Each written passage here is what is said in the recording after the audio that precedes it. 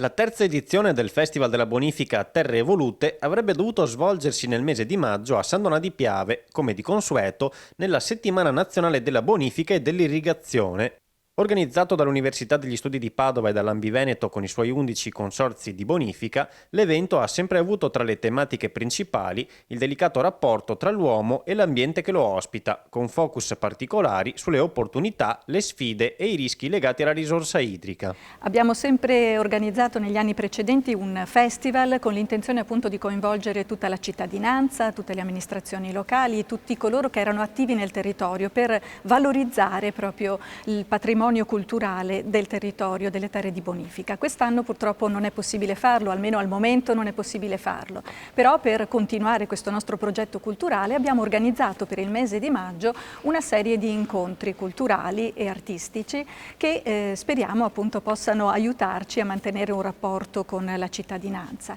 Il nuovo format, ideato dal gruppo di lavoro della professoressa Elisabetta Novello, si chiamerà Terre Evolute Webinar, 6 speciali appuntamenti che a partire da giovedì 14 maggio, in un'aula virtuale della piattaforma online Zoom, approfondiranno il complesso rapporto tra uomo e territorio. Le tematiche spazieranno da storia, cinema documentario, letteratura, ecologia e musica, curate dallo staff del festival in sinergia con degli ospiti speciali. Parleremo inizialmente di malaria, di come appunto già un problema sanitario sicuramente come molti altri poi ha interessato queste nostre terre, parleremo di Hemingway, della Prima Guerra Mondiale, successivamente parleremo anche di figure come quella di Alvise Cornaro, ritorneremo poi a parlare del contemporaneo attraverso la figura di Silvio Trentin che è stata fondamentale non solo per la nostra resistenza ma anche proprio per l'idea di bonifica integrale e parleremo infine anche di quelle che sono le cattedrali dell'acqua, quindi queste opere architettoniche che incontriamo nel momento in cui appunto ci inoltriamo nella terraferma.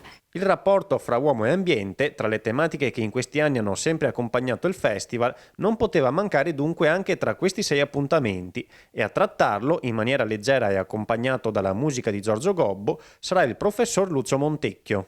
E sarà una storia semiseria, per certi versi scherzosa, a 4 mani o a 2 volti. Ci sarà sicuramente il cantautore Giorgio Gobbo e parleremo delle grandi scoperte dell'umanità ambientate però nel Veneto. Partiremo dalla scoperta della ruota per poi parlare di petrolio, di plastica, fino a parlare di epidemie, chiedendoci se abbiamo sbagliato, dove abbiamo sbagliato, come avremmo potuto fare diversamente prima di arrivare a questa situazione che tutti stiamo vivendo con evidenti difficoltà. Perché adesso